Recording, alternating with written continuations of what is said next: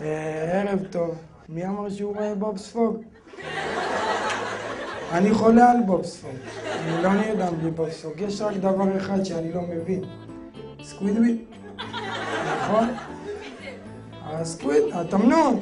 איך הוא לבוש כל הזמן? נכון, יש לו רק חולצה? אז מה הקטע שהוא יוצא מהמקלחת שהוא שם מגבת פה למטה?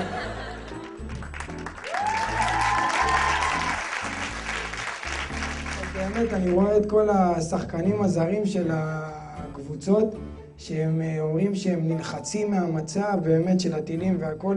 ראיתי איזה שחקן, לא משנה מאיזה קבוצה, שמגיע מזימבבואה.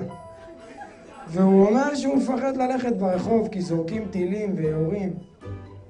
אני ישר הדבר הראשון שחשבתי אם הוא ראה את הסרט לגעת ביעלון. אתם צוחקים, זה טוב. טוב זה בגלל שאני עוד חדש.